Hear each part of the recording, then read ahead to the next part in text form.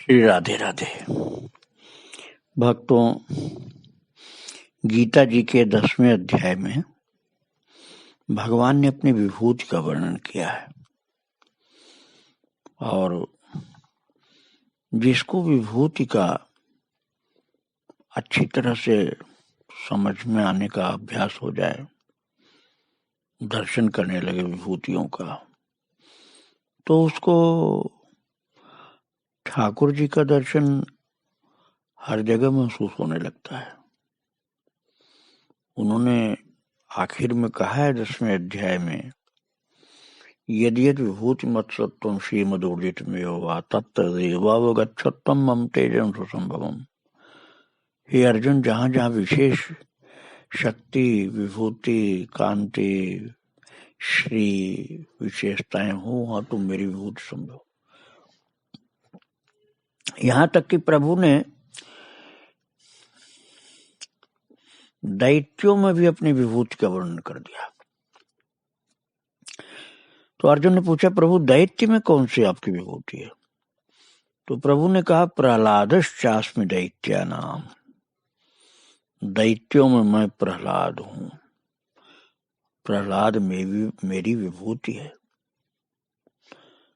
और महाराज तुलसीदास जी ने भी अपने रामचरितमानस में कहा है, भगत शिरोमणि भे प्रहलादो।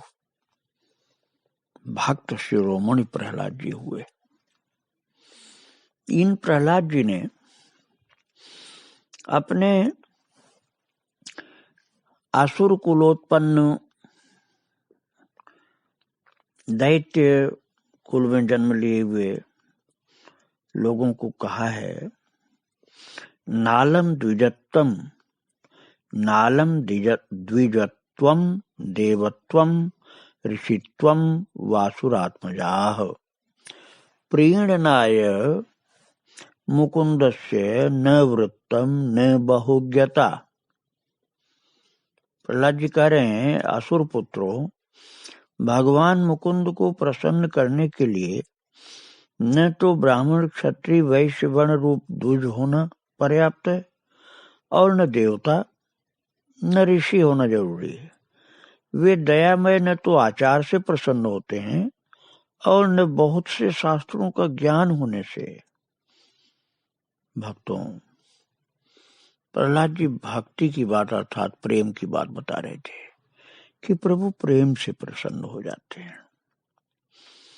महाराज प्रहलाद जी ने जो ये उपदेश किया है,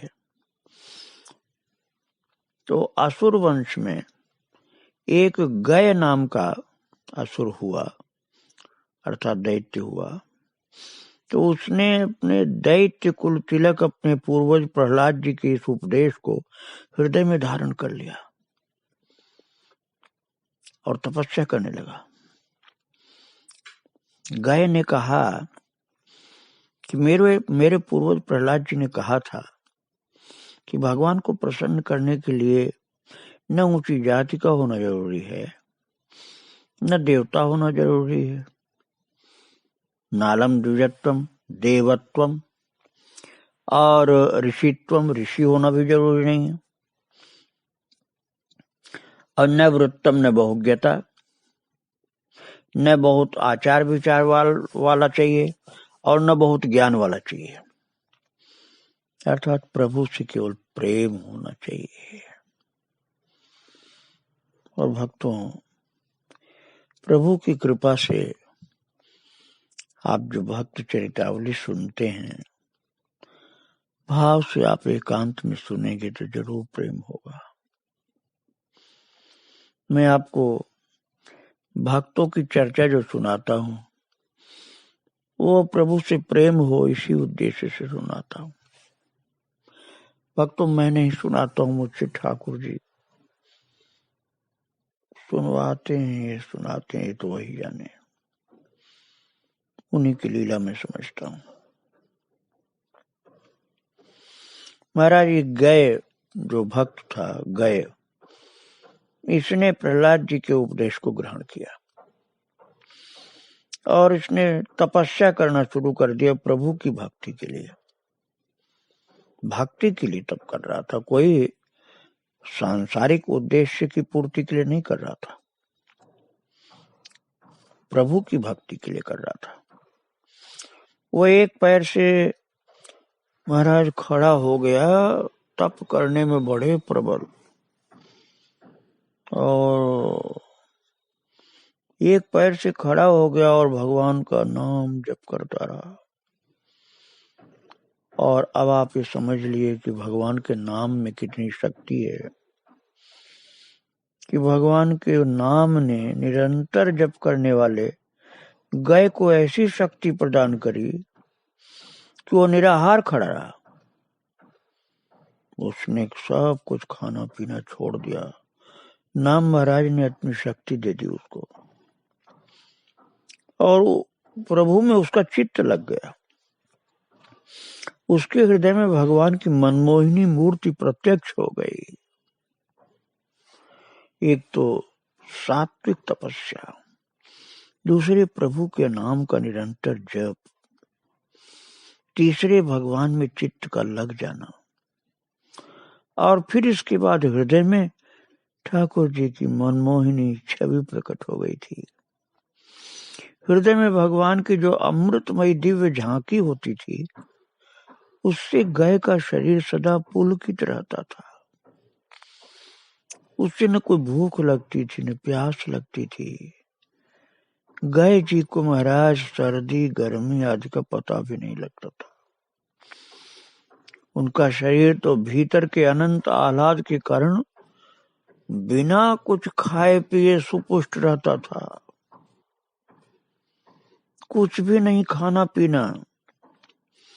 नाम महाराज ने, प्रभु की भक्ति ने, प्रीति ने ऐसी शक्ति दी थी कि गाय निरंतर तप में प्रेम से लगा हुआ, और शरीर सुपुष्ट, कुछ खाता पीता नहीं, तब भी उसका बल भी तनिक भी नहीं घटता था। गाय का तेज सब दिशाओं में बढ़ता ही जाता था। और एक बार नहीं, अनेक अनेक बार ब्रह्मा जी प्रकट हो गए सम्मुख। शंकर जी प्रकट होकर वरदान देने के लिए गाय के पास पहुंच गए, किंतु उसने कोई वरदान नहीं मांगा। वो तो भगवान को प्रसन्न करने के लिए तप कर रहा था, और तप ही करता रहना चाहता था, और तप को छोड़ना भी नहीं चाहता था। उसका मन ये सोच ही नहीं सकता था कि तप को छोड़ना, क्योंकि उसको कोई सांसारिक उपलब्धि नहीं चाहिए थी, उसको कोई वरदान नहीं मांगना था। जब उसको कोई वरदान मांगना ही नहीं था तो तप को क्यों छोड़ता? क्योंकि उसको तो दैवी शक्ति भगवान के नाम ने, भगवान के रूप ध्यान ने दे दी थी। ऐसी शक्ति दे दी थी कि शरीर में कोई बल का कमी नहीं होती थी, खाने पीने की कोई जरूरत नहीं होती थी, सर्दी गर्मी उसको लगती नहीं थी, और आनंद विभोर शरीर रहता था, और उसको कोई चीज चाहिए नहीं थी, कोई वरदान चाहिए नहीं था। इसलिए तप उसको छोड़ना ही नहीं था। उसका मन ही नहीं सोचता था कि मुझे तप छोड़ना भी है। और महाराज ऐसी तपस्या उसकी देख करके सब लोग तो समझ ही नहीं सकते थे उसके महान परम सात्विक उस तप को, परम दिव्य उसकी भक्ति को नहीं समझ सकते थे लोग। तो इंद्र ने तो समझा कि कहीं मेरा सिंहासन तो नहीं चाहता, तो इंद्र और वरुण ये सब उसको मारने का प्रयास किए, गाय को मारने का प्रयास किए, लेकिन उसके महान भगवत भक्ति के अति अद्भुत बल के सम्मुख इंद्र और वरुण दोनों हार गए। और जो भी उन्होंने अस्त्र चलाए, वो अस्त्र शस्त्र जो उसके ऊपर चलाए गए, गाय के शरीर पर निष्प्रभाव, कुछ भी प्रभाव नहीं डाल पाया अस्त्र शस्त्र। और आपको आश्चर्य होगा कि उसने उन लोगों के ऊपर क्रोध भी नहीं किया। गाय ने शस्त्र चला करके मारने वाले लोगों के ऊपर क्रोध भी नहीं किया, और क्रोध तो छोड़िए, उनकी ओर आंख उठा के देखा तक नहीं। वो तो निरंतर भगवान को देखता रहा, भगवान का नाम जप करता रहा। चित्त भगवान की मोहिनी मूर्ति में उसकी अटकी पड़ी थी, और उसके शरीर में दैवी शक्ति थी। भूख प्यास कभी लगता नहीं, तेज इतना, शक्ति इतनी कि वो तपस्या से हटना ही नहीं था उसको, और तपस्या से तेज उसका बढ़ता गया बढ़ता गया। गाय का तेज बढ़ता ही जाता था, और उसके महान तेज के कारण देवताओं का तेज मंद पड़ गया। देवता हतप्रभ हो गए, दिशाएं सब उसके तेज से ढक गई। अब ब्रह्मा जी सोचने लगे कि अब क्या हो, क्योंकि ये तो वरदान मांगने वाला है ही नहीं। अभी तक कोई ऐसा तपस्वी नहीं हुआ कि जो वरदान ही नहीं मांगना चाहता। सब लोग वरदान मांगते थे, अधिकतर तो असुर लोग यही मांगते थे कि हम किसी तरह से मरे नहीं, कोई मार न सके, हम अमर हो जाएं, ऐसा वर मांगते थे असुर लोग। लेकिन ये गए इतना बड़ा तपस्वी, कुछ मांगना भी नहीं चाहता। ब्रह्मा जी सोचने लगे अब क्या किया जाए। अब यदि इस तरह से इसका तेज बढ़ता गया तो सारी सृष्टि का रजोगुण और तमोगुण सब समाप्त हो जाएगा, और रह जाएगा केवल सत्व गुण। और जब केवल सत्व गुण रहेगा, रजोगुण नहीं रहेगा, तमोगुण नहीं रहेगा, तो महाराज संसार के सारे कार्य रजोगुण से होते हैं, विनाश आदि तमोगुण से होते हैं। क्रियाएं बंद हो जाएंगी, विनाश बंद हो जाएगा, तो सृष्टि कैसे चलेगी, सृष्टि नष्ट हो जाएगी। सत्वगुण अपनी सारी सीमाओं को छोड़ करके बढ़ जाएगा, तो सृष्टि का अस्तित्व ही समाप्त हो जाएगा। तब ब्रह्मा जी घबरा करके भगवान के पास गए कि ऐसा तपस्वी कभी हुआ नहीं प्रभु, ये तो आपके रूप ध्यान में, आपके नाम की साधना में आपसे प्रेम इतना कर रहा है कि इसको कोई मार नहीं सकता है, इसको कोई डिगा नहीं सकता है, इसके तप से कोई इसको हटा नहीं सकता है, ये तो किसी तरह से तप छोड़ भी नहीं सकता है क्योंकि इसको वरदान चाहिए नहीं, और इसकी सत्वगुण की वृद्धि निरंतर होती जा रही है, तो रजोगुण तमोगुण समाप्त हो जाएंगे, सृष्टि कैसे रहेगी महाराज।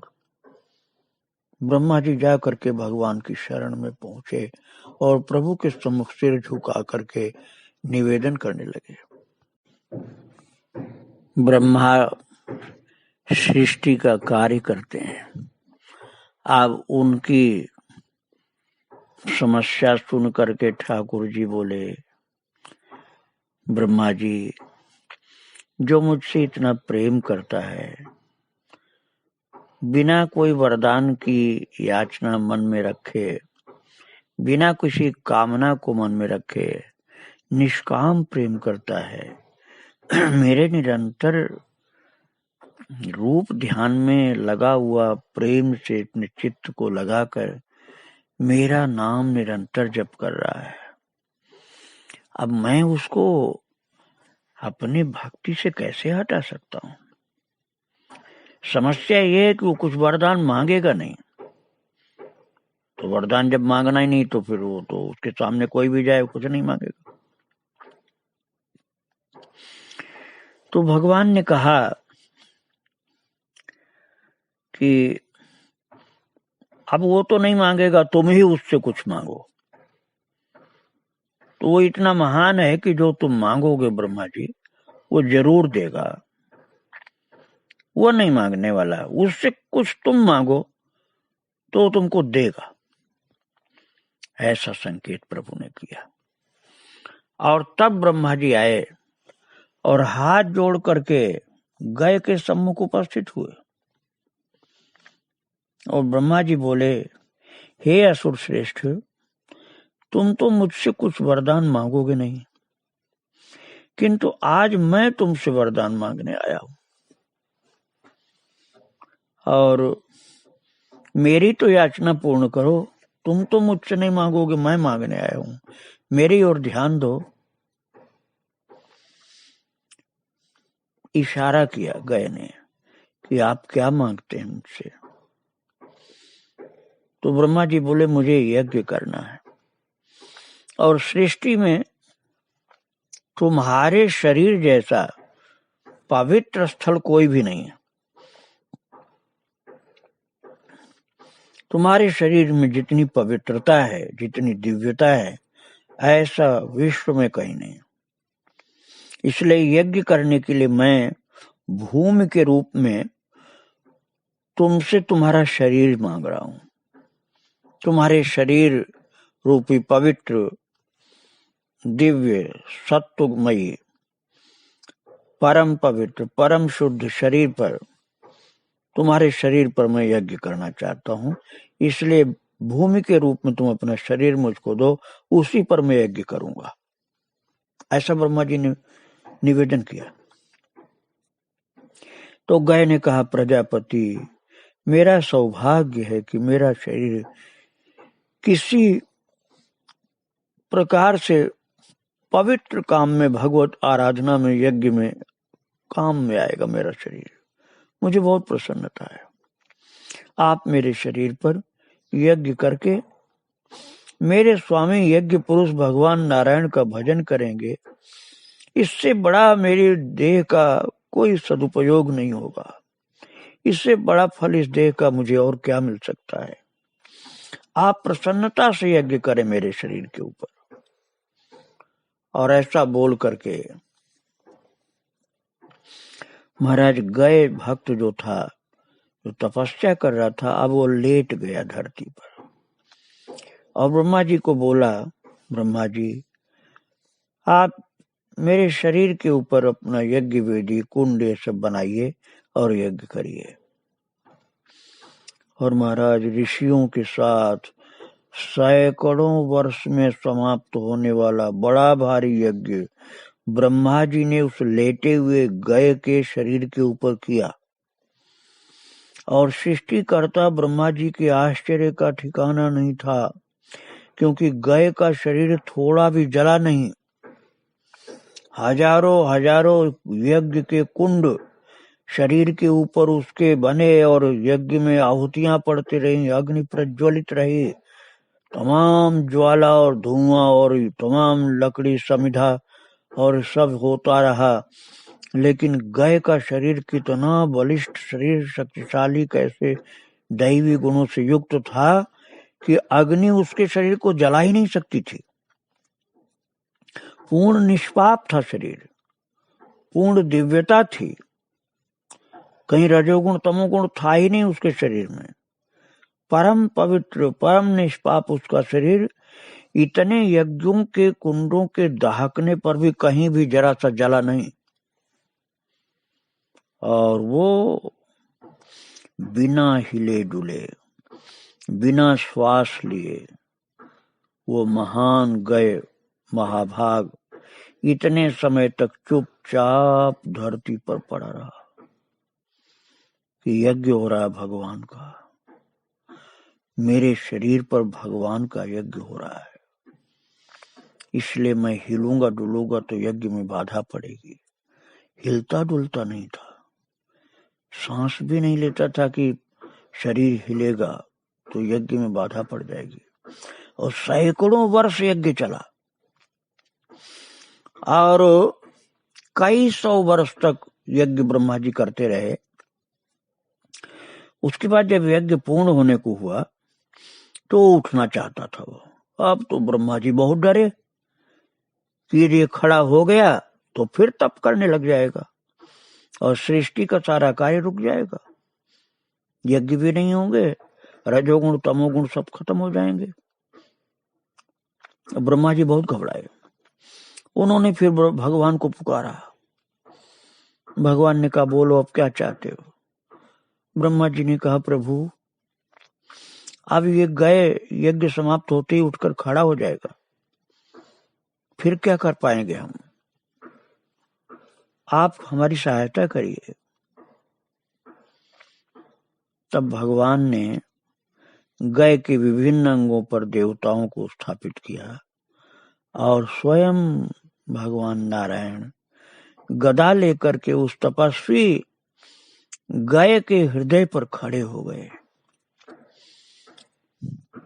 गए ने कहा ब्रह्मा जी मैं चाहूं तो अब भी सहज ही उठकर खड़ा हो सकता हूं, क्योंकि इन सर्वात्मा नारायण ने कृपा करके मुझे पहले ही अपरिमित शक्ति दे दी है। किंतु मेरे स्वामी स्वयं जब तक मेरे ऊपर खड़े हैं तब तक मैं हिल भी नहीं सकता, क्योंकि मेरे स्वामी को मेरे शरीर के द्वारा कष्ट हो, मैं उठकर खड़ा हूं, मेरे स्वामी के शरीर को कष्ट हो, खड़े होने में बाधा पड़े, ऐसा मैं नहीं कर सकता। अपने आराध्य का अपमान मैं नहीं कर सकता। हाँ यदि भगवान मेरे ऊपर से हट जाएंगे तो मैं तुरंत खड़ा हो जाऊंगा। आप सब में कोई मुझे दबाए रखने में समर्थ नहीं हो पाएगा, आप में से कोई भी मुझे दबा कर नहीं रख पाएगा। मेरे स्वामी मेरे हृदय पर जो खड़े हैं गदा लिए हुए, यदि ये हटे तो मैं तुरंत खड़ा हो जाऊंगा। महाराज भगवान ने गए से वरदान मांगा। ठाकुर जी ने भगवान से, भगवान ने कहा गए तुम इतनी महान सेवा किए हो तो मेरी इच्छा है कि तुम ये सेवा आगे करो। तो गए ने कहा कि महाराज आप मेरे प्रभु हैं, आप मुझे आज्ञा दीजिए, मैं सेवा करने को तैयार हूं। तो गए ने फिर भगवान से मांगा कि मैं तो आपकी इच्छा है कि मैं लेटा रहूं तो मैं लेटा ही रहूंगा। भगवान ने कहा गए तुम इसी प्रकार लेटे रहो, उठो नहीं, खड़े मत हो। तो गए ने कहा कि प्रभु आपकी इच्छा है कि मैं लेटा रहूं तो मैं लेटा ही रहूंगा, लेकिन मेरी इच्छा ये हो रही है कि यदि आप कृपा करके मेरे हृदय पर खड़े हैं तो मेरे शरीर पर कोई पिंड दान करे, यज्ञ हवन करे, तो उसके जो पूर्वज हैं वो सब मुक्त हो जाएं। और महाराज भगवान ने गए को ये वरदान दे दिया। और गए जो लेटा हुआ था भगवान का भक्त, वह आज भी लेटा हुआ है। और गया जो तीर्थ है, गया तीर्थ का पूरा तीर्थ क्षेत्र गए के शरीर पर ही है। गए जो लेटा हुआ था उसी के शरीर पर गया का पूरा तीर्थ क्षेत्र है।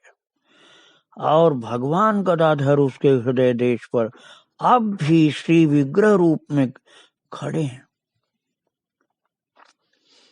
और विष्णु पद के उस तीर्थ में पितरों को पिंडदान करने से अक्षय तृप्ति प्राप्त होती है, सारे क्लेशों से वो छूट जाते हैं, क्योंकि महान भक्त गए के शरीर पर उन लोगों के कल्याण के लिए वो सत्कर्म किए जाते हैं। भगवान निरंतर गए के ऊपर कृपा दृष्टि डाल रहे हैं, अपने भक्त के द्वारा जनहित का कार्य कर रहे हैं, करवा रहे हैं। ऐसे महान भक्त गए के चरणों में बारंबार प्रणाम। श्री राधे राधे, जय श्री राधे।